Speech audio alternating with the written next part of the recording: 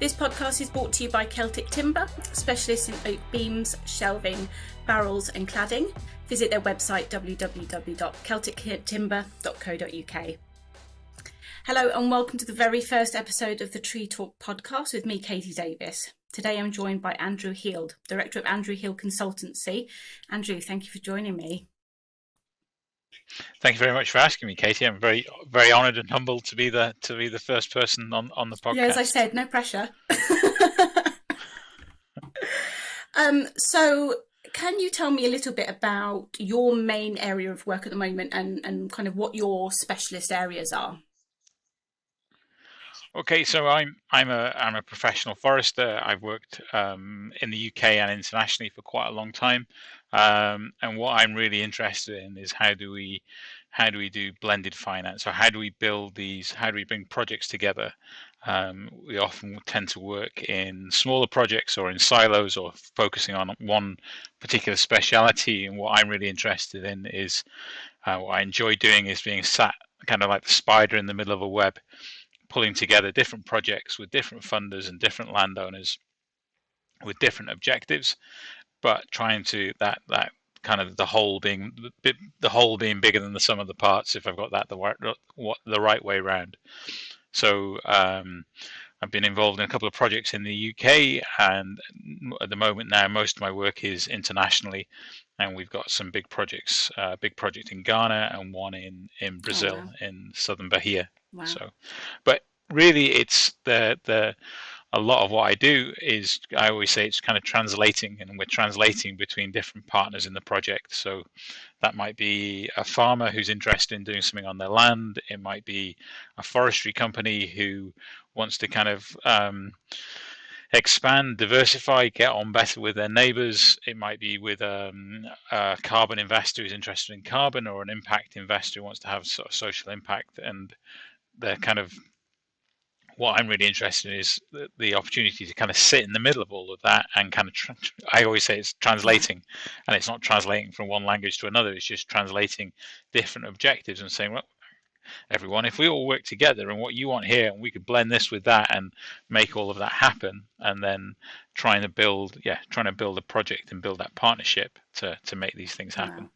So how do you find that, you know, your projects differ from the UK to abroad? I mean, are things very different? You know, are things done very differently abroad to how they're done in the UK, or is it just kind of different projects that you work on, and everything else is pretty similar? A lot of it is pretty similar. A lot of it's about people, Yeah. and there was a famous forester, or I think he's famous, a guy called Jack Westerby. He used to work for FAO, United Nations, FAO, Food and Agricultural Organization, and he wrote a book called The Purpose of Forests. And there's a quote in there that says, forestry isn't about trees, it's about people. And then there's another line in it. But in reality, that's it. Everything, any business, nearly any business relationship is a people relationship, and most of the challenges is about getting on with people. And getting on with people. I like people who work in forestry. I tend to think the same. People tend to think in the same way, and they've got a kind of brain that works in that way. Again, the need to work with and work from and engage communities is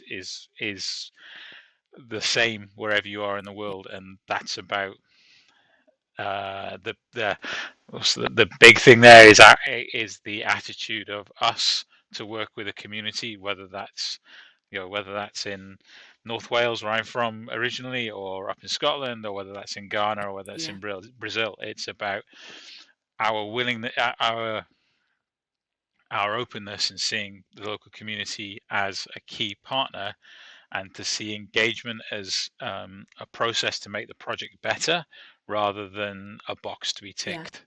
So it's a way of working rather than an event. A lot of community engagement is seen as an event. We've done it, tick, and that's not it. You know, it's about work. It's about it's about seeing them as a valued partner in that and project, continuously working with them as well, and really getting them on board and getting their thoughts and feelings. And I think if we take kind of farmers in this instance, they're land custodians. They, nobody knows the land better than, local farmers, and, third, fourth, fifth generation farmers, and it's always good to get them involved. And obviously we know the situation in Wales, that, there's a big topic in Wales with land purchases. So I'm based in Pembrokeshire, and it's getting a lot of bad press. And I think you're right. We need to be working with the community, and everybody. We needs to be working, together to try and see what we can do to help the forestry situation. And I think as well, kind of a willingness, a confidence or an openness in communication and transparency, and a lot of the problems start because of a lack of communication, Yeah. sometimes for good reasons, sometimes for less good reasons, and then stories start, and then it's very hard to rebuild that trust if that trust is Yeah. lost, or to, even if not a question of trust, or just about building the Yeah. narrative. And if someone else has framed the narrative for you, and not everything that's been in the press about the issues in Wales is, if very few journalists have actually bothered to speak to professional foresters, so a lot of what's written, just you kind of go, what? I'm sure that's not Yeah. true. But that's in a way the fault of us as foresters, of failing to engage, or failing to get Yeah. our story across. And But I mean, I can. social media doesn't help the situation, does it? I mean, I could Google 100 things about forestry, and type the word forestry in Wales in, say Google, and there's so many articles that come up, and actually some of it's so conflicting, and it's really, and it's so damaging. It really is damaging. I mean, I'm from a farming background, and I see that there's such a difficult situation between farming and forestry here at the moment. But obviously, because I work, I tiptoe into the forestry sector because I support the forestry sector in my day job. I think I'm in a really good position to be able to see kind of both sides of the stories. But when it's pushed in front of you from social media, and there's so many fake news out there, it's really hard to try and decipher what's right and what's wrong. But that actually, And go on, sorry. no, I was going to say, I originally came from I I I went to agricultural college after I left Yeah. school, and it took me a few years to kind of find well, forest. I always say forestry found me as much as I found forestry. But yeah, so I sort of grew up on the more farming side of things, and I think one of the challenges is that, we tend to focus on the plantation, on the forestry bit, not on the Yeah. timber bit. And when people, I've done lots of visits around plantation forestry and then into sawmills, and usually somewhere at the end of the sawmill you can see people go, oh, so hang on, so what you showed us this morning, that's this stuff here? And you go, yes. Oh, and we can build houses out of this stuff. You go, yeah, Shock. and we do build houses Shock out of this horror. stuff. Right. And how much has been invested in this mill in the last 5 years? Yeah. Really? And because otherwise people's perceptions are that, and in some of the stories that are going around in Wales at the moment, is people are planting conifers Yes. for Yeah. carbon credit. They're not. They're planting it for timber. The carbon is, like a cherry Yeah. on the top. Absolutely. But what's the driver is timber. And global timber demand is going to double by 2050. And the UK offshore is 80% of what we use, and something like 1 million cubic meters of sawn timber and board being imported every Yeah. month. That's what's driving, and that that most people, Yeah. sweeping generalization, think that UK timbers are very poor quality, that it's either going for biofuel or for pulp Oh, and well, paper. really? And yeah, there's now one paper mill in the whole of the UK, and that's Yeah. it. And so that perception, that it's based on perception, there's always that line about perception is Yeah. reality.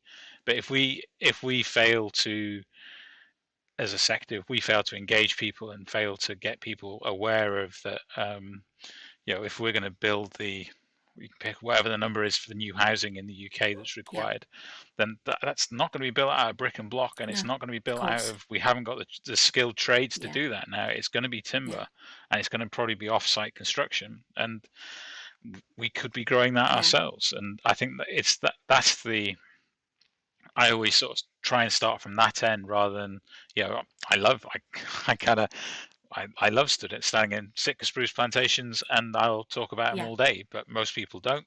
But most people love being in, a well-constructed house, looking at of timber or course. looking at kitchen Yeah, cabinets and go, that's where yeah, this stuff comes yeah, from. And I think that's the big challenge, and that's the challenge at the heart of these yeah. discussions, is that people are, I think the usual figure is about everyone uses about zero point 0.8 of a cubic meter of wood or wood I products saw every that. year in the Yeah, UK, something like yeah, that. And you kind of go, that's a yeah, lot. absolutely. That's 60 million people. And on the other side of the argument is that on average, I think, concrete is the most consumed material in the I world. saw those And I think, statistics. Yeah, is it, it's something like, if you divide the total use by total number of people, everyone uses 3 cubic meters of concrete every year. And wow, it's it's pretty staggering, isn't it? phenomenal. Really. But I think, kind of going back Yeah, to the engagement side, I know that there's been a lot of outreach work in secondary school. I think it's mostly secondary schools, some primary schools with the STEM Forestry Ambassadors group. So I think probably a year ago there was no such thing as the Forestry STEM Ambassadors group, but that's grown, and there are so many incredible people within the forestry sector that are so willing to give up their time, and I think that's one thing that is not ever publicised. Yes, okay, you might see it on LinkedIn and you might see it on some of the social networks, but actually, the vast majority of people within the forestry sector are so willing to go out of their way and educate and inform people. And I think we need to shout about that. I mean, I do outreach work in secondary school situations, but it's mostly discussing the careers within the forestry sector. So, telling them that it's not just about a lumberjack, standing in a forest and cutting down trees, but and I'll explain to them about science, research and development, and sawmilling, and forestry finance and forestry investment, and the looks on some of these kids' faces, and they've just got no idea. So I think if we can continue that long term, that will help with the community, because they'll be more informed, and I think there's nothing better than more informed people. I think a lot of it's ignorance at the moment. I mean, people don't understand the forestry sector. I was yeah. Yeah, no, I'd yeah, agree with you. I used to have a sign up. I used to do a presentation, and it had Millwall Football Club, and one of the strapline of the Millwall Football Club is nobody likes us and we don't care. And that was yeah, forestry for a lot of my career. It yeah. was nobody like, oh, don't care really, because we know you're buying this stuff. We know you're going to keep buying it. We'll Wow. keep growing it. But that the realization, I think the penny is dropped, that if we want to do new planting and new creation, then it does matter. We should care if people don't Yeah, like us, because it that makes that life a lot more difficult, and it makes that new planting more yeah, difficult, and that failure to, and forestry has historically attracted a type of individual, a type of person who likes being on yeah, their own, has a kind of probably engineering-y type yeah, brain, is very logical about stuff, and is happy spending the day in the woods on yeah, their own. And that's probably not the best person to go and engage with a yeah. local community or go and engage the school Yeah, group. and I mean, I've seen. So I do a lot of work with Bangor University, and some of the students there are honestly, they're just phenomenal, because they really understand what it takes to work in modern day forestry, and I always say to them, it's not just about going into the woods and having those qualifications and having that time in the woods. It's about people. And I did a webinar the other week with Forestry England, and he was saying, one of the directors was saying that at the forefront of their training, at the forefront of one of their graduate schemes, is people. Because I think they said something like 90% of Forestry England land is public access. So wherever you work within the Forestry Commission land, there's always going to be people, and there's always going to be that opportunity for engagement. But I think, we've got some really great people coming through the graduate schemes, whether they're going off to Scottish Woodlands or whether they're going to Till Hill.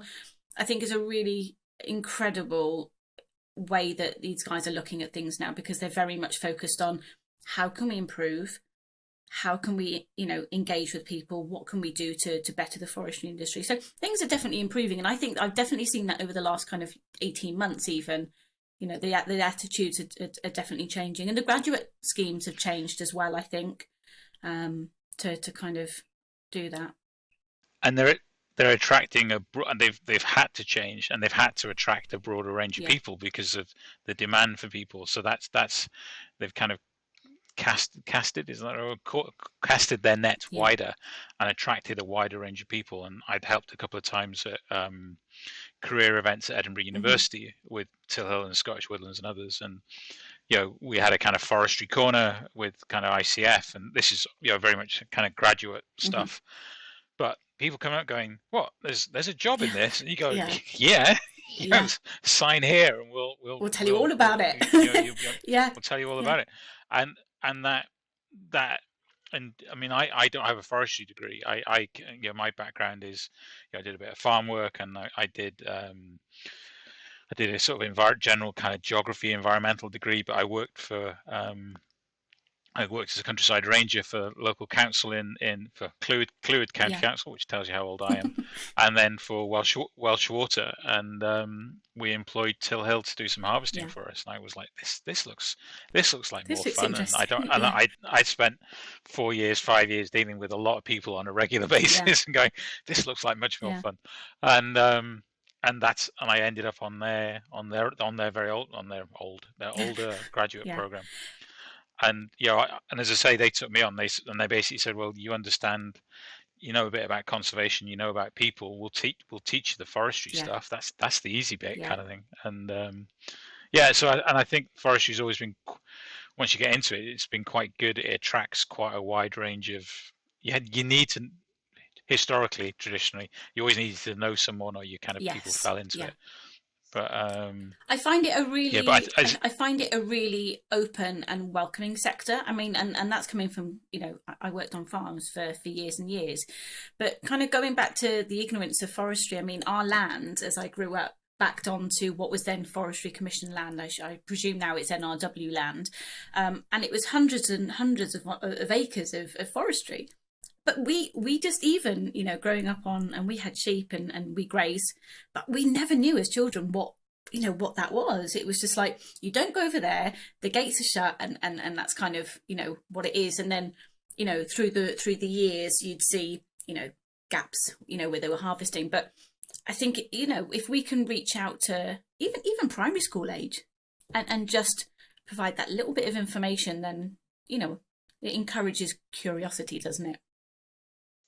No, completely. And if similar age and similar, I grew up near Clocanog and Alwyn forests in North Wales, and you grew up with danger, fire, stay out, keep out, and this heavy machinery, heavy machine, and you kind of and that's or then there'd be no signs, nothing. You take your dog for, and I was several times, you'd not see anyone in a wood for 20 years, and then suddenly the signs up everywhere, machines in, half of it gets cut down, and there's been no engagement or communication or anything, and we wonder why people get upset. And I want to say, I used to work for Till Hill based in their Bala office in North Wales, and I had a few examples of that. Of well, why do I need to engage with local communities? Why do I need to tell them? And I, again, that there's a saying, good community engagement can be quite expensive, and bad communication is always really expensive. And that you sort of have to learn that almost a couple of times. You have to make those mistakes and then go, okay, well, I'll try it differently next time, and I'll go and talk to the local WI, or I'll put a notice up in the post office. I'll stick my phone number on the gate and say, please get in touch with me. And most of the time, people just want to know what's going on. They want to know who to contact, and out of that, you can have some really good relationships with people, and they solve a lot of problems for you. If someone's damaged your gate, or if something's going on, dumped a car, then they'll ring you up the next day and tell you. And that's, sometimes someone's got to make the first move, really, sometimes, and kind of reach out. I think it's definitely moving, as I said, with the STEM Ambassador Group. I think that's really moving in the right directions, particularly in the rural communities. And we need to be engaging with young farmers as well, particularly the next generation of young farmers, because they're the ones that are going to be taking over, and they're the ones that are going to be looking at diversification. because particularly around Pembrokeshire as well, there's not a great deal of forestry, but there's a huge amount of diversification. Obviously, we live in a really high tourist area, so yeah, you're right. It's just about going out and having those conversations, because they're the ones that you're going to be interacting with in what, 5-10 years time. Yeah. And they'll be the ones making, as you say, Yeah, making the decisions in the yeah, future and thinking, well, if I plant some trees now, then that could be my pension fund in 30 years' time, or that's a lot of farmers will see. I always describe it, it's like a savings yeah, bank. You just put in, and it sits there and it will grow, and it doesn't cost you a lot to look after it. And then when you need a new shed or you need the yard redoing, you can go and harvest. When yeah, the price is right for you, you can then go yeah. and harvest it and cash that in. But even, yeah, And again, it's just making a lot of yeah, people. Um, I go to the Royal Welsh Show. In normal years, I'll yeah, go and work on various people's stands, and I've been going since I was kind of yeah, 7 or 8. And most years I'll talk to people about price of timber, and people go, "Oh, I've got kind of 10 hectares at the back of the farm. Is it worth yeah, anything?" And you kind of have a chat, and in the last 5 years, it really has yeah, been worth something. But their experience might have been 10 years ago or 20 years ago, when it wasn't worth anything and it cost them money, and someone made a mess on the farm or a neighbour's yeah, farm. absolutely. Whereas now you're saying, "No, it's worth 50, 60 Yeah, quid a ton standing," and they show you a photograph and you go, "Whoa, you've probably got 400 tons a hectare there," and rubbing their you hands can see their together. Yeah, eyes. yeah, Bloody hell, yeah, really? And you go, "Yeah," and you'll get a grant if you want to, depending how you wish to restock yeah, it, you might get a grant for that. And that's it's not like, you pick up the Farmers Weekly and there's all the prices for livestock, yeah, for buy for lambs, for light lambs, heavy lambs, for yeah, steers by the yeah, kilo. How do you find out about the price of yeah, timber? And if that information isn't readily available, it's very difficult to say to someone, "This is worth yeah, doing." And you go, "Well, where are the prices? How do I see this? Where's that timber yeah, going? What's it going to get yeah. used for?" So And I yeah, suppose once they realise that it's a really professional organisation that they're dealing with, and these forest managers are really professional in the way that they're being dealt with, that will then get passed on into the community, and they talk amongst themselves, and eventually that message will spread that actually it needs to be done. It's a really great way of kind of making money, and the solution I, to kind of a lot of yeah, their issues potentially.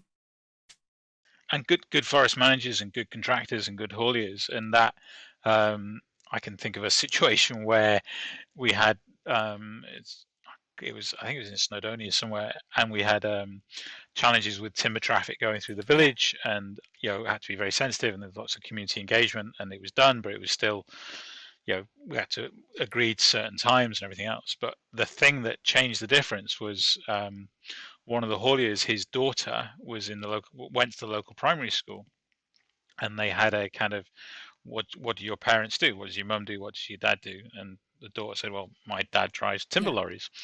And he pulled up one day outside the school, got his crane, played around showed him how the crane worked, and picked things up in the Oh, playground and brilliant. moved it around. And he said, "If you wave when we go by, we'll flash the lights and do the Yeah, horn, do the air horns." real basics. That was It's the real haulage problem. basic stuff, isn't it? And it doesn't actually That take was much. It really doesn't. It no, doesn't take a great deal. and and it was humanizing kind of forestry. Suddenly, forestry wasn't something that's being done, by investment funds in London. Suddenly, it was creating work locally, and Yes. that was die on the wagon. And everyone knew, "Oh, I didn't know Yeah. that I drove the wagon, timber wagon." Oh, yeah, and then everyone liked the timber wagons. They flashed the lights, and suddenly the whole thing had been Yeah. humanized and localized, And I mean, and that I was think we have to yeah, remember that obviously going back to kind of Wales again, that these are really small communities that don't always necessarily take change very well, understandably. And you're right. I think that it's about that engagement. But yeah, humanizing it, and kind of putting a personal spin on it. So no, I completely and agree. I what I always say is, "Come for a walk with me." When I used to manage forests, I said, "Just come for a walk with me. Let's not have an argument here. Let's go for a walk. We'll go walk for the Yeah, forests. I'll bring my dog, you bring your dog, and we'll have a walk around and have a yeah, chat." And that and suddenly there people will go, oh, so why do you do that? And you go, oh, why do you do Yeah. that? And then you can, oh, all right, and you explain the kind of decision making process and the regulations that you're working to, and it's the same as walking around a farm. I know a little bit about farming, but not a lot. I haven't been on a farm for a while, but that you go for a walk around the farm, and the farmer, she'll tell you or he'll tell you everything that's going on, and take a real pride in it. It's just the same way Yeah. someone working in forestry Yeah. will. And I think it's you've just got to create the space and the time to have those Yeah. conversations. If we can do it, then it works, and it's about spreading the positive message, really. So in terms of the commercial, as you said, the commercial, social, and the environmental challenges, we all know that there's a lot of information out there on social media. Do you think we'll ever get to a point where everybody is happy, and that everybody with all their varying opinions, whether it's forestry or rewilding, are we ever going to be in a position where everyone's happy in the UK and everybody is quite confident with the way that the situation's going, or is that not something that's ever going to be a reality? I That's a tough one. The easy answer is no. Yeah.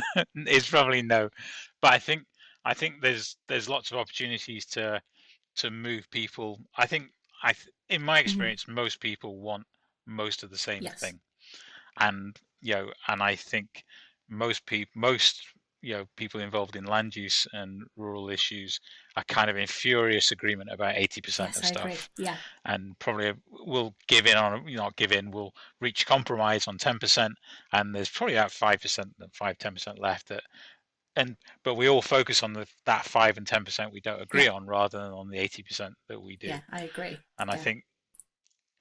think, and the challenge is that, yeah, no, the challenge is that it's like looking at, see if this analogy works. I work away a lot, and I stay in Yeah. hotels, and I travel, and it's part of what I really enjoy doing. So I'm always looking at reviews of hotel reviews. Is that Yeah. good? And for every might get 8. This is really nice. I really like this. Is really good. There'll be one bad Scathing one, and review. oh, Yeah, look one at that star. bad one. Oh, don't something like that. And there is a kind of, I don't know what that ratio is, of 5-1 or whatever it is, but that we do tend, as a species, we do tend to focus on Oh, the negative absolutely. things, or jump in on Yeah. that. And then, as you say, I think we don't like change. Yeah. Whether that's I now live in the middle of the city. I live in Edinburgh, and the trams are being built, and I'm a big fan of the trams and the rest of it, but it creates massive Yeah. disruption. I went for a walk on Saturday, and I couldn't go. Oh, why can't I go for a walk Yeah. down there? Because the trams are being built. And so, no, I don't think we like change. And then that perception of something being done from outside, and people, and it's change, and we don't understand it, we don't like it. And then, yeah, it's not that surprising that it creates a negative Yeah. impression. And then there are people who don't want it to happen, who then can use that negativity to and that can create a simple argument Yeah. against it. And whereas the reality is, it's all about the these discussions are about nuance and Yeah. subtlety, and everything has to it's not just none of this is simple binary, and there's a lot of discussions around the sort of using the countryside as if it's either food or it's Yeah. environment, and it's a simple kind of Seems to be the big one at the moment, intensive. doesn't it? It's kind of whether it's food or environment, and that's driven. Yeah. And I think a lot of it, as we said before, is driven by social media, and I think we have so much access to information, whether whether that's accurate information or whether it's inaccurate. But it's almost as if people are just wanting to disagree, and I think maybe that's part of being on social media. People are just generally unhappy on social media, but I think if we could kind of have all sit down and have a conversation and kind of resolve these issues, I make you right. People definitely agree on kind of 80% of the things that they're kind of arguing about. Mm-hmm. And as I say, if we start at how do we decarbonize construction? Mm-hmm. What are the big CO2 emitters? Yeah. construction is a Yeah. huge one. So how do we decarbonize that, and how do we we start talking about embodied carbon in construction, and okay, how do we so we, instead of using concrete and steel, we could use more timber in construction. And in Scotland, something like over 80% of all new houses are timber frame, whereas and have just that's traditional Yeah. house building in Scotland is timber frame, whereas in England and Wales it No, isn't. It's absolutely. bricks and block, and so that's just tradition. It's just kind of fashion, Yeah. one thing in one place and one. But if we're going to build all the new homes, if we're going to do all the retrofit that has to happen, then we can't, and we're going to tackle our climate change, then we're going to have to use a lot more timber. And if we're going to decarbonize packaging, then move away from plastics, then Yeah. that's more fiber and chip. And okay, so right, we agree on that. Okay, so where's this stuff going to Yeah. come from? And do we import more of it, or do we grow more of it here? And then you can, okay, we'll grow more of it here. So okay, so where do Yeah. we grow it?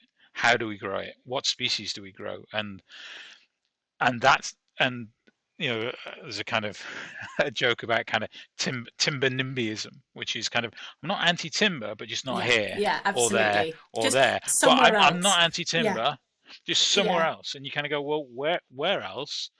And you kind of go, well, we don't want it on don't want it on deep peats, Yeah. fine. We don't want it in sensitive environmental areas, fine. We don't want it in the best agricultural land, fine. That's great. So Yeah. Where where? exactly do you want it to go? Where Yeah. where do you want it? And we don't want it. We don't want it miles from. It's a heavy Yeah. thing to haul. So we want it actually near the mills. Okay, so where are the existing Yeah. mills?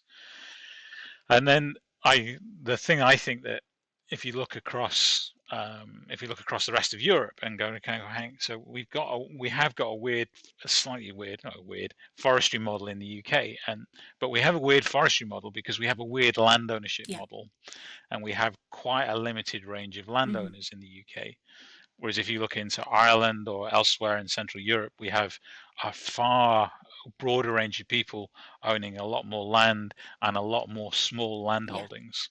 And because we've never had a proper revolution in the UK, we've got big land Yes. holdings, and so our forestry model follows that. So we've got a fairly limited, narrow range of people who own most of the private Yeah. sector forestry, and that narrow range of people have a fairly narrow range of kind of similar objectives in terms of managing, in terms of capital growth, or in terms of investment Yeah. return. Whereas if you go to, I used to work in Finland a lot, and the other Yeah. extreme example, and nearly every family in Finland, someone in their family will own a bit of Yes. forest. It might be 10 hectares, 20 hectares. So just that diversity of people creates a diversity of objectives, Yeah. creates a diversity of forests, creates a diversity of different ways of managing the forest. So you're going to get more a wider range of a different range of Yeah. species, different range of sawmills and because to match the Yeah. objectives. So you just get greater diversity. Whereas we've got a narrow range of landowners managing with a fairly narrow range of objectives and interests. Therefore, we have a narrow-ish Yeah. range of type of forestry management. If we had far more farmers growing timber and different types of timber with a wider range of species, we would then have that industry then evolves and changes. So it is slightly chicken and Yeah. eggish in where we are. And the perception it's kind of got to be big, and that's where I come Yeah. from, is large scale Yeah. plantation forestry, and the bigger the better. The easier it is to and economies of scale and Yeah. everything else. But that's why we've got the type of forestry we've got. Whereas if we had most farms having 10, 20 hectares on their farm and a wider range of species and a wider range of, we would be growing, just because we'd have more timber on more Yeah. farms, you'd be going, right, well, hang on, Doug fir might be the best match Yeah. here, or we'll try some. I really like cryptomeria. We'll grow Yeah. some cryptomeria, or we'll try some. We'll grow some. I'm really interested in birch. We'll grow some high quality birch for veneer logs, and all that. That's we could do all of that. And it's kind of happening in little It pockets, is, but yeah. But does it, it not just come back to kind of, again, education and outreach and that's essentially what it comes back to, and letting people know that actually, we need to be growing more timber, and if we grow more timber, we'll be, creating more sawmills, and those sawmills are then essentially being employing local people. Again, it seems to me that it all just coming back to communication and knowledge and teaching people. Or is that Yeah, too much of a all of basic that. I mean, analysis, or is that kind of is that too well, basic? I'll do a bit of that. There's a bit of leadership Yeah, as well. There's a bit of government direction required, and I think that is a challenge of saying, we come up with tree planting targets, and I'm not a huge fan of, planting targets that are a bit overly simple. yeah, But if you're going to have a target, you hit that target. If you're not intending on hitting that target, then don't yeah. have a Okay. target. And I think what we've seen for a long time is politicians making promises about, in the 2019 election, you had this kind of, you know, 1 million trees, 2 million trees, Yeah, without anyone knowing what 1 million trees yeah, looks like. If you work in forestry, 1 million trees isn't a yeah, big deal. That's a yeah, good restock program for yeah. somebody. But Um, if you don't work in it, but if you and don't work in that sector, and someone was to say 1 million trees, I mean that just sounds like yeah, it's a it lot, does sound like a lot. So huge yeah, number. absolutely, Yeah, absolutely. and I think that. So I think there is that need for communication, and that Mm. need for sort of that, and within the sector, but kind of politicians as well, of talking about saying this is important. You know, is this, it's kind of, is this important, or Yeah, isn't this important? And to have this vision around a kind of land use strategy, and then connecting the decarbonisation agenda with woodland creation. And so we've kind of got the planting trees is good to sequester carbon, but that's kind of only yeah, one bit. The real benefit of planting trees is to grow timber, so we're not using steel and concrete, and to reduce emissions. That's the big focus, is reducing hmm, emissions. It's um, not simply locking up more, yeah, pumping more CO2 and then we lock it up. We've got to stop pumping CO2. So how do we do that? Okay, we need to decarbonize a whole section of a whole number of yeah, industries, and big part of that is we need more timber and fiber. And that's the gap in the yeah. rhetoric, in the dialogue, I think. But I think what doesn't Um, help in some respect is that the situation, say Scotland versus Wales, and the policies are so different in Scotland than they are in Wales, and it's so hard. It's really hard to keep up with everything, and all the policies, and all the targets, and I obviously I work. I'm based in Wales, but the vast majority of my clients, in terms of the recruitment side, they're all in Scotland, and so I hear a lot about the tree planting targets in obviously Scotland, and I think the Scottish system deals with things so differently to the way that things are dealt with in Scotland. But I mean, as a country, obviously a UK, are we able to, are we ever going to be able to grow enough timber in order to be self-sufficient, in order for us to never have to import again, or is that never? I mean, no, no, and timber, like a lot of things, they're globally traded Yeah, commodities. So it's about understanding. My yeah, opinion, it's about understanding risk. okay, You go, what risk? So what's the risk? And that's the food security discussion about, is, that some of that kind of, annoys me. If you look at food waste, we throw yeah, away 10 million tons of huge food, or a amount, billion pound, huge yeah, amounts of food. So that's an issue, strategic one. And is it about calories, or is it about choice, or is it about yeah, cost? And we have 2,000 food banks now in the UK, and X million people yeah, relying on food banks. So the problem of food poverty is a problem of poverty. yeah, So we need to tackle poverty, and it's about how do we. It's about just transition, and everything else, and that kind of, all these things are interlinked, and it's that need to have a clear, cohesive strategy about, how do we deal with poverty, how do we do housing, how do we improve yeah, housing, how do we decarbonize, and that, that need for you know, going to jumping around a bit, but you know, cities are really important. You know, if we're going to decarbonize construction and transport, which are the big Yeah. emitters, then we need to focus on cities, and we need better Yeah. cities with better public transport, better places to live. You know, I grew up in, you know, sort of rural Yeah. North Wales. I now live in the middle of Yeah. Edinburgh. Um, and I don't need a car, and that's one of the reasons I live here, because I don't Yeah. need a car. And but all of that's wrapped up, and with, you know, land use strategy and having a clear vision for rural Yeah. communities, because again, it's about people. You know, the majority of people who live in rural communities have very little to do with Yeah. agriculture, and they have even less to do with Yeah. forestry.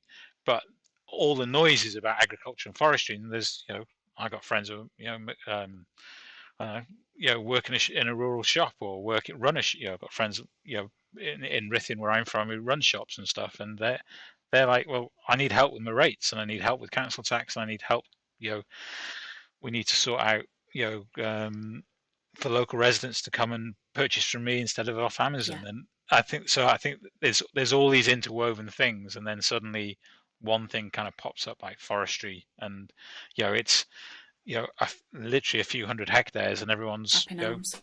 and it's dominating the Yeah. news agenda. Yeah. So so, and I think as well, with all the uncertainty over Brexit, with all the uncertainty over the last 2 years over COVID, and you know, whether that's support mechanisms for agriculture, or you know, lamb Yes. exports, Yeah. you know, Yes. and just understand, you know, just simple stuff like, a lot of people don't understand that, you know, a lot of the lambs, particularly the upland lambs, they're light lambs, Yeah. they're hill lambs, and they're exported, and we eat Yeah. joints, we don't eat whole racks Yeah. of lamb. You know, and just that kind of, just because you eat lamb, it's different. It's like saying, I grow this type of Yeah. tree, you know, and you want me to plant that type of tree. They're two different trees. um, and that again, that you know, people, and about cattle and beef and the environmental footprint of that, and kind of eat less beef but eat better beef, eat grass-fed Yeah. beef, and all this stuff gets people.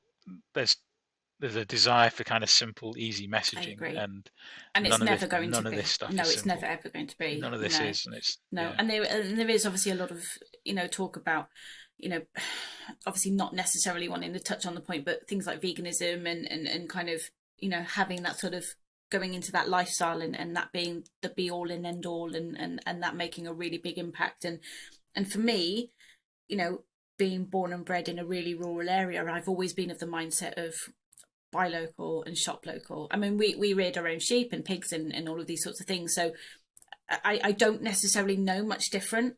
But I think there's no one simple answer. And I'm very lucky kind of in my work that I get to speak to so many different types of people that have so many different types of opinion. And it's interesting, everybody essentially says the same thing, no matter what their opinion.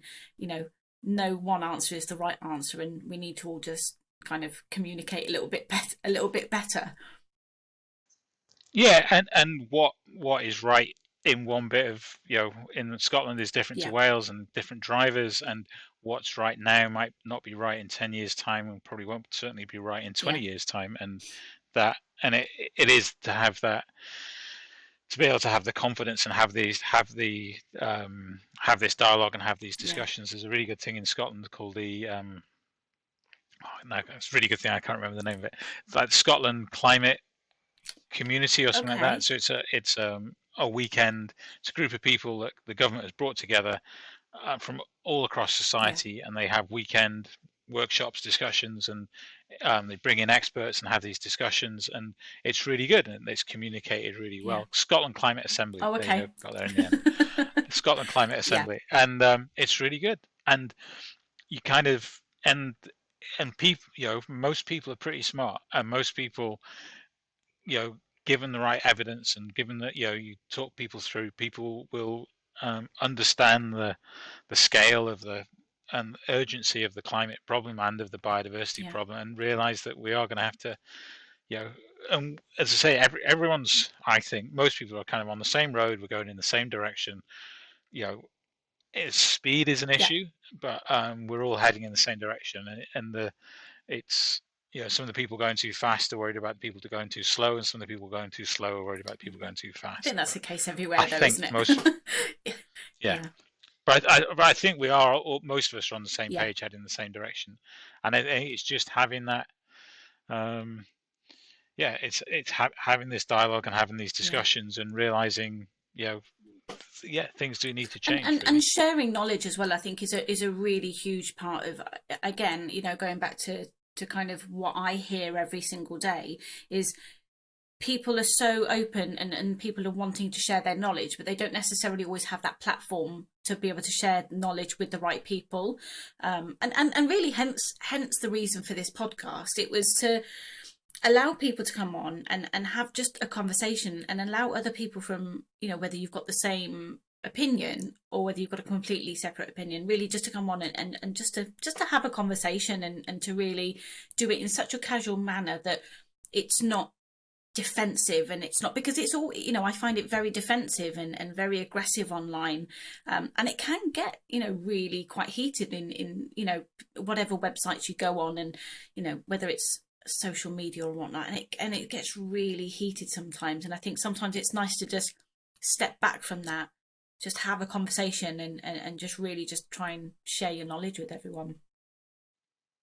Yeah, and I used some of the international stuff used to well, do still involved with as a WWF platform called Yeah. NGP, New Generation Hmm. Plantations, and if you Google New Generation Plantations, you'll see there's quite a bit of stuff there. And we've run study tours for 12 years Hmm. now, and I've been involved with it. And 2 or 3 times a year, and we'll go to. Usually, we're invited. Working with big forestry plantation companies usually. And we work, we'll go somewhere where they may have some challenges, local community or local environmental challenges, but they've got a good relationship with maybe some local WWF office or local Hmm. NGOs, and local actors, and we'll bring about 30 or 40 people together, usually half local, half international, and a whole mix of kind of civil society, environmental people, forestry people, and we just bring people Yeah. together, and we've got quite good Yeah. at it. And it's a 4-day thing. Usually the Mondays kind of introductions, sat in a hotel somewhere doing presentations, and then we go out on the road Tuesday, Wednesday, Thursday looking at stuff, and then Friday morning come back and and we try and put people into groups. We try and give them tasks to do, but really what we're trying to do is create spaces for them to have Yeah. conversations. And they don't, and we don't, we kind of got good at, we talk about active listening, trying to encourage people to Okay. listen, to have conversations. We have long bus journeys, so that we realize long bus journeys are really good for getting Yeah, people to talk to absolutely. each other.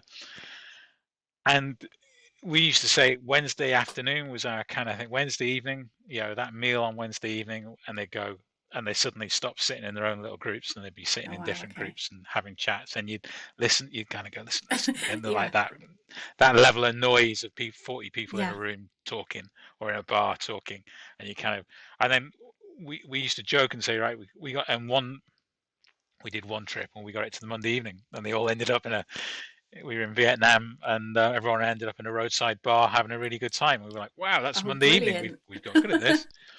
But it's just creating that space, and it could be people from an NGO, people from a forestry company, and or a local community that have never got on, and suddenly they're no longer wearing the company Yes. fleece. They're just Humans. Katy and Yeah, yeah, Andrew they're just humans having having a a chat. chat, Yeah. having a beer, and suddenly, "Oh, you go to that college as well? Oh, Yeah. I went to that college, really, Yeah. yeah." And oh, my daughter plays for that football team, and suddenly you just break down all these barriers, and people are having the conversation. And the 5 to 10% thing that they didn't disagree on is not doesn't really Yeah. matter, because they've suddenly found all this other All that stuff they common do agree ground. on, and that Yeah. all that common Yeah. ground. And as I said, my going back to start talking about, I grew up in North Wales, and I've got lots of farming friends, and you said, oh, do you know so? Oh, you know so, Oh and yeah. it doesn't Yeah. matter anymore that one of you is a forester, and one of you wants to grow sheep, and one of you wants to grow timber. Yeah. It doesn't matter, because you both got a common friend you both went to school with, and Or play rugby together. I think that's or play rugby Yeah. together, or yeah, related to. Sometimes you go, he's your cousin, so Yeah. his mum must be. Oh yeah, so that's um, yeah. So but I think you've got to create that space, and I think particularly in the last 2 years with COVID, we haven't had those spaces. So online has become that space, and then you kind of it's very easy. I'm guilty of this. You end up in your own little echo chamber, Yeah. and you listen to the voices you want to listen Hmm. to, and you shut out the people you don't want to Yeah, listen to. no, I agree. Going back to your work with the WWF, you mentioned obviously the indigenous people. I mean, how what was that to do with? Were you working alongside kind of deforestation? Or did you touch on deforestation, or was it just planting out there, or was it kind of a combination of both? Kind of combination of both, really, and that and understand, and it's that these and yeah, just I was talking to someone the other day about that deforestation isn't caused by a lack of planting. That kind of perception. Yeah, That the solution to deforestation we do more yeah, planting, and you kind of going, well, if your bucket's got a hole in it, you can turn the tap on more, but if the bucket's still got a hole in it, then you need to deal with the yeah. hole. Um, but yeah, so we've got a project we're doing some work in Uganda at the moment, we're assembling a project and assembling the people together. And so Uganda's got one of the fastest growing populations in Oh the wow. world. Average age is 15. And deforestation, and Uganda's been a safe place for displaced peoples coming out of South Yes. Sudan, or coming over the hills from coming out of DRC as well. um, and so that's put pressure on their Hmm. forests. And that's what's causing deforestation, is because it's a safe place to come Yeah. and farm, and there's enough land. And the city of Kampala is going to double in size in the next 20 years. Wow. So a lot of the big growth in cities in the world is going to be in sub-Saharan Africa, and those cities are going to use huge amounts of Yeah, concrete of and steel. course. So can we? There's a huge demand for timber. Can we get more timber in there? Yeah. How do we find that balance of working with local farmers? So you got local farmers going, kind of want to grow timber, and timber in you could be growing pine or ukes in Uganda in 10 Yeah. years. Oh, oh, wow, To really? construction size timber. Yeah, 10 to Yeah. 15 years, but that's still a long time for a farmer to have money tied up. But just like elsewhere, well, hang on, that could be a really good savings account for me. That could be my Yeah. insurance, is to have a crop of timber that I can cash in when I need it. And yeah, sitting in the middle of all of that. And then if you look at you either just go Google Earth, and you can see where they put the national park boundaries on, and the forest is rapidly disappearing from Yeah. everywhere else. So how do we how do we get timber to help decarbonize construction? How do we grow timber to give farmers a bit more insurance, Yeah. or diversify their incomes? And then how can we reduce harvesting pressure, and just land pressure on natural forest and the national parks? National parks is a huge source of income for the Hmm. country. It brings a lot of people in, but you've got this agricultural pressure right up to the Yeah. door, right up to the forest gate. But then we live in a country where we got down to 3% forest cover. Yeah. We cleared all our forest. We use forest as a driver for industrial, for industry, and then we just cleared it all for Hmm. agricultural expansion and development. And I just think you kind of and then if you look across a lot of Europe, Central Europe, Western Europe now, the last 20 years, forestry's expanded Yeah. significantly, like hundreds of thousands of hectares. But what's driven that is largely land abandonment and people moving out of rural areas because of a lack of jobs, a lack of Yeah. opportunities, and moving into cities. Land has been left or actively reforested, or just been semi-abandoned. Mm. And we kind of that's that's rewilding, isn't it? Basically that's Well, in rewilding. its most and basic form, yeah. and just we need to be and I kind of don't feel we have these kind of conversations, or we're openness about these kind of trajectories of of people and how people want to live, and cities and civilizations, and because it's these big kind of global trends that are, that have the big impact, and if we're not careful, we just end up with kind of whack-a-mole kind of policy Yeah, development without yeah. understanding what these big global trends tend to be. So in terms of kind of moving on to obviously the storms and obviously what's happened in Scotland and Northern England. I mean, what sort of impact has that had on the forestry sector? I've seen we've been very lucky down here in Pembrokeshire. I think Wales in general have been really, really lucky.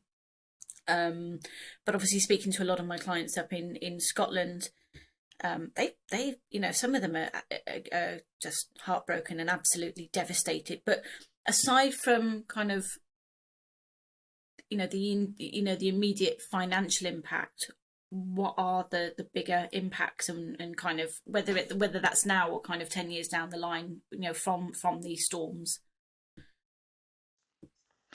I think again, it's been one of those we look back on as one of those kind of bit of a wake up moment, and also we kind of had one, two, three storms. Each of those were quite decent Yeah, sized storms, but we had them kind of on the back of each other piling up.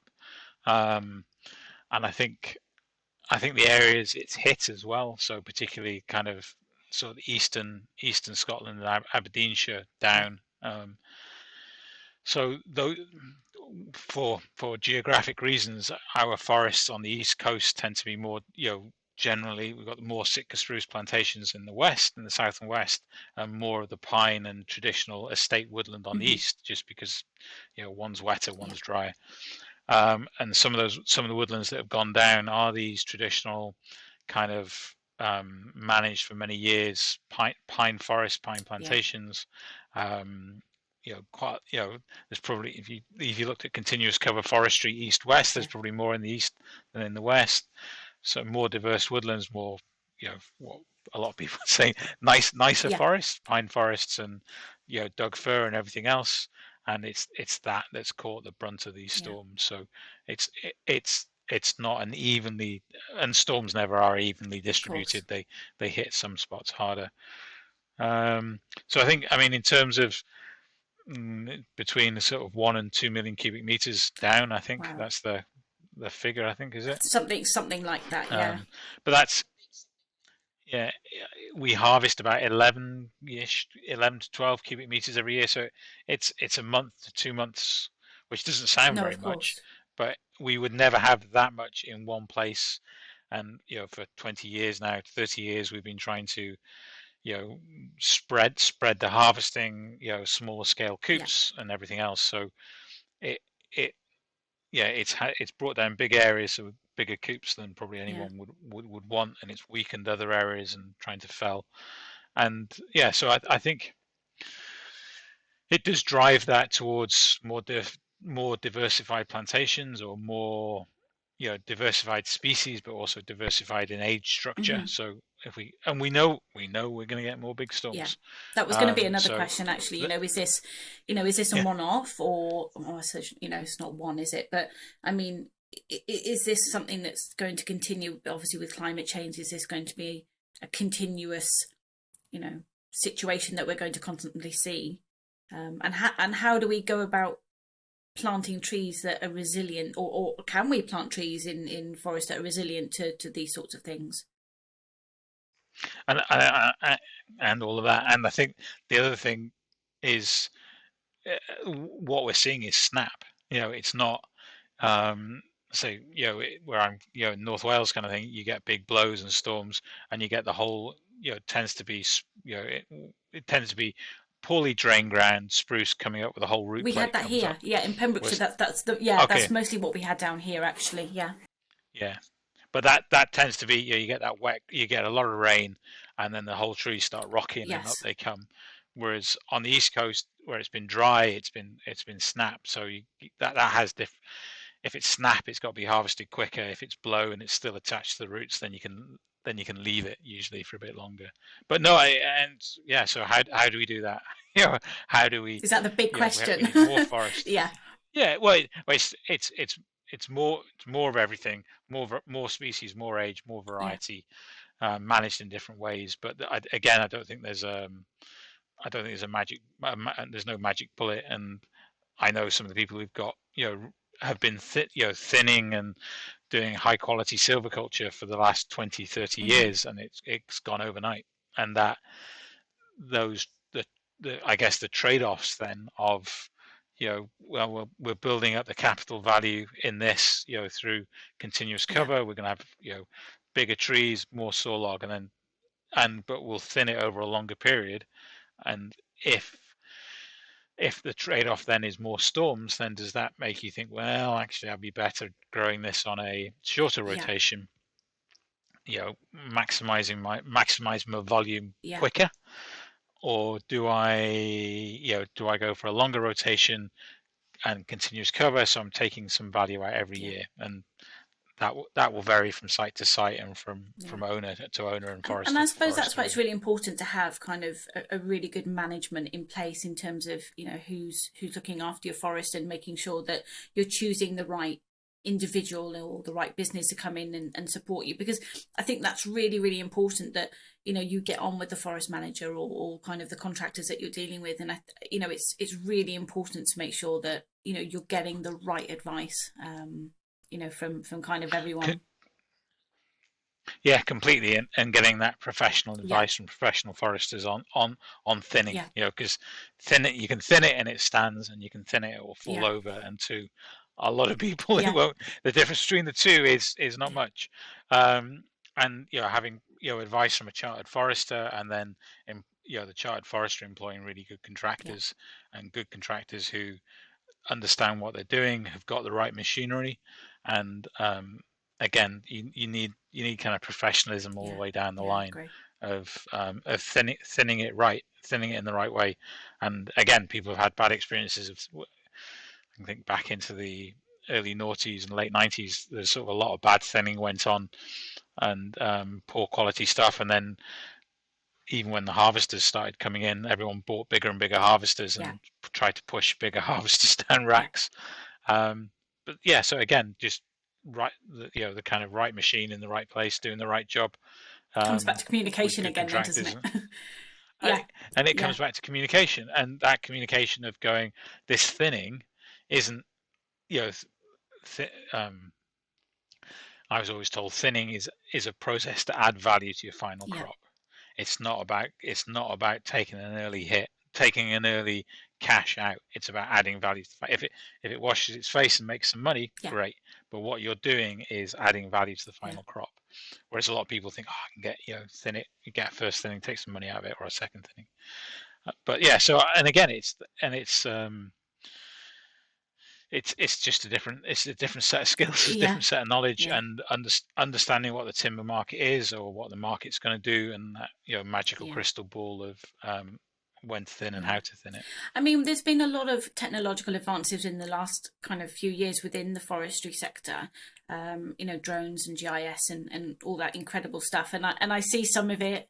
Some of it I kind of have a really basic understanding of. The rest just completely goes over my head. Is there anything in particular that stands out to you that you think that will drive and support the forestry sector within the next 10 years, specifically kind of around technology? I think there's kind of timber measurement. Well, there's a whole bunch of Yeah, stuff. Um, safe. I mean, safe. I mean, just safety is probably the big one. Of when I started, there was still a lot of people doing manual harvesting with skidders, and people out with chainsaws and skidding hmm, tractors, and the move from that to harvesters, and then the move to things like these T winches where you lower the tractor yeah, down. You've got the harvester on a massive winch going down a slope, and that should having people on chainsaws on steep ground is a yeah, of dangerous course, thing. And so from that technology point of view, that's really good. um, Sort of measurement, and that I've worked in South America a bit, and they talk about precision forestry. You kind of but because the rotations, it's eucalyptus on a 9-year rotation, and you've got to get yeah, that right. If you make a mistake of a few months, then that's, yeah. If your rotation is 30 years and you make a rotation, if it's 9 years, then that's a yeah, big of thing, and course. that real precision about ground prep and matching they're growing various eucalyptus clones and eucalyptus hybrids and matching them exactly to every field, and that knowledge. But I think as well, drone technology in terms of measurement and managing your crop, and all after the storms now, everyone put the drones Yeah. up and they were flying areas, working out volume, working out area, working out where to if there were block roads or power lines down, then that Yeah. makes a huge difference. It doesn't feel that long ago when Till Hill days we used to have to rent a helicopter and Oh someone would wow. go up and we'd Yeah. fly we'd Yeah. fly around with someone looking out the window taking Yeah. photographs, which feels like yeah, on a film camera.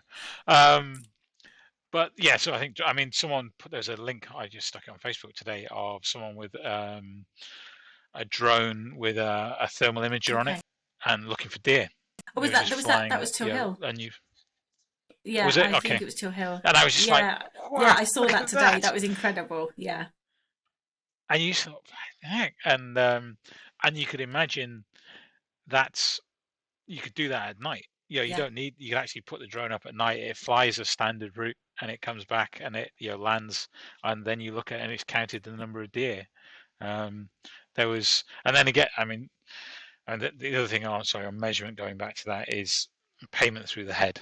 We pay on Okay. weight, in the Yeah. sawmill, and it's we've got to get better than Yeah. that, and it should be paid. It should be paid through, like civilized countries. It should be paid through the head of the Yeah. harvester, and everyone knows what's been cut, and that's what gets people. That's what everyone gets paid Yeah. on, and I think that would be a bet. I think it's coming, but it's just Okay. again, it's just Time and I technology. think hope, time, technology, and tradition, and but then I think the other bit of technology then is in the construction side of things and things like CLT and mass Yeah. timber, and I think that's just going to it is Yeah. revolutionizing construction, and people will realize, mass timber's better, cheaper, faster, lower carbon, less disruption because there's less kit on site. It's safer because there's less kit on Yeah. site, fewer people on site, and then you can build the whole thing off site. And I think that will come, and then it's then how we use UK timber Yeah. into that. And you've got really good companies like Maca and Ecosystems and others who are up here in Scotland. If you ever get the chance, go to Construction Scotland Innovation Centre just Okay. outside, just to the east of Yeah. Glasgow, and they're doing during COP they had kind of houses of the future kind of Oh thing, wow, but they really? were CLT modular house built out of spruce grown in the UK. They had a classroom. There's a Gen Zero classroom project run by the Department of Education, and they had a modular classroom again built out of UK sitka spruce.